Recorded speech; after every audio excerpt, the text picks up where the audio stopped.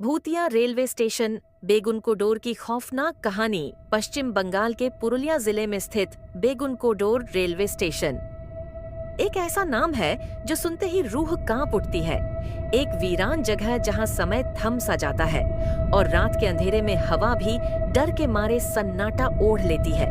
यह स्टेशन 1960 के दशक में चालू हुआ था, लेकिन एक रहस्यमय घटना के बाद इसे अचानक बंद कर दिया गया। लेकिन इस कहानी की शुरुआत उस शख्स से होती है जिसने अपनी जिज्ञासा और तर्कवाद के चलते भूतों को चुनौती देने की गलती की। अर्जुन बाबू, नए नियुक्त स्टेशन मास्टर।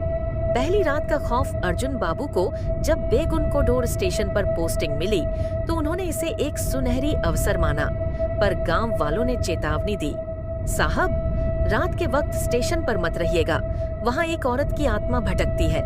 अर्जुन बाबू हंस पड़े। ये सब अंधविश्वास है, भूत वूत कुछ नहीं होता। लेकिन उनकी पहली रात ही कुछ अजीब साबित हुई। स्टेशन सुनसान था, चारों ओर घना अंधेरा पसरा था। अर्जुन बाबू अपनी टेबल पर बैठकर कागजातों में खोए हुए थे। तभी उन्होंने बाहर से अजीब सी खटखटाहट सुनी, जैसे कोई लोहे के खंभे पर हाथ मार रहा हो। वह बाहर निकले पर कोई नहीं था। हल्की हवा चल रही थी, लेकिन उसमें एक ठंडक थी जो हड्डियों तक सरक गई।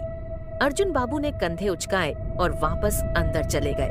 पर तभी स्टेशन के लाउडस्पीकर से खुद ब खुद एक अजीब सी सरसराहट की आवाज गूंज उठी। यह कैसे चालू हो गया? उन्होंने बड़बड़ाते हुए स्विच ऑफ किया। जैसे ही उन्होंने स्विच बंद किया, उन्होंने देखा कि प्लेटफॉर्म के छोर पर एक औरत सफेद साड़ी में खड़ी थी। उसके लंबे बाल हवा में लहर रहे थे। अर्जुन बाबू ने लाइट टॉर्च से रोशनी डाली, पर औरत बिल्कुल स्थिर खड़ी रही। मैडम, यहाँ क्या कर रही हैं आप? अर्जुन बाबू ने चिल्लाकर पूछा। औरत ने धीरे धीरे गर्दन घुमाई। उसकी आंखें चमक रही थीं और उसका चेहरा वो इंसानी चेहरा नहीं था। आंखें गहरी काली, बिना पलकें झपकाए सीधे अर्जुन बाबू को घूर रही थीं। अर्जुन बाबू डर के मारे एक कदम पीछे हटे, पर उन्होंने खुद को संभाला। यह मेरा वहम है, उन्होंने सोचा और हिम्मत करके आगे बढ़े। लेकिन जैसे ही उन्होंने एक और कदम बढ़ाया, वो औरत अचानक गायब हो गई। रहस्यमयी घटनाओं की शुरुआत अगले दिन अर्जुन बाबू ने इस घटना को किसी से नहीं बताया, पर उसके बाद स्टेशन पर अजीब घटनाएं होने लगीं। रेलवे ट्रैक पर बिना सिर के आदमी की परछाई दिखती, खाली प्लेटफॉर्म पर ट्रेन की आवाजें आती, जबकि कोई ट्रेन आती नहीं थी।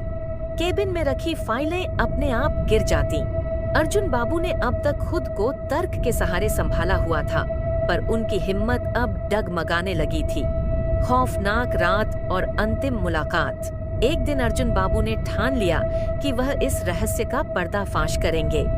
वो रात में अकेले स्टेशन पर रुके, अपने साथ एक टॉर्च और कुछ हनुमान चालीसा की प्रतियां भी रख लीं। हालांकि वो खुद पर हंसते रहे, मैं पढ़ूंगा तो नहीं, पर एहतियात जरूरी है। रात के 12 बजे फिर वही अजीब आवाजें शुरू हुईं। खिड़की के बाहर से ठहाके सुनाई दिए, जैसे कोई उनका मजाक उड़ा रहा हो। अर्जुन बाबू बाहर निकले। वहां फिर वही औरत खड़ी थी। इस बार उसका चेहरा और भी विकृत था, आंखें और ज्यादा लाल और उसके पांव उल्टे थे। अर्जुन बाबू ने डर के मारे हनुमान चालीसा निकाल ली, पर औरत ने एक झटके में हवा में उड़ते हुए किताब को छीनकर फाड़ डाला। अर्जुन बाबू भागे, पर स्टेशन के दरवाजे अपने आप बंद हो गए। पीछे से एक सर्द हाथ उनके कंधे पर पड़ा। उन्होंने डर के मारे मुड़कर देखा और फिर उनकी चीख पूरे स्टेशन पर गूंज उठी। अगले दिन स्टेशन मास्टर के केबिन में अर्जुन बाबू का शव मिला। उनकी आंखें फटी हुई थीं, चेहरा सफेद पड़ा था और उनके होठों पर डर की जमी हुई परछाई थी। स्टेशन का सच और एक अधूरी कहानी। इस घटना के बाद बेगुनकोडोर स्टेशन को बंद कर दिया गया। लोगों का कहना था कि स्टेशन पर अर्जुन बाबू की आत्मा अब भी भटकती है। कई यात्रियों ने रात के समय उनके जैसे किसी आदमी को यूनिफॉर्म में स्टेशन पर घूमते देखा है। कुछ लोगों का मानना है कि वह औरत एक डांसर थी, जो स्टेशन के पास रहस्यमय परिस्थितियों में मारी गई थी और उसकी आत्मा बदला लेने के लिए भटक रही है।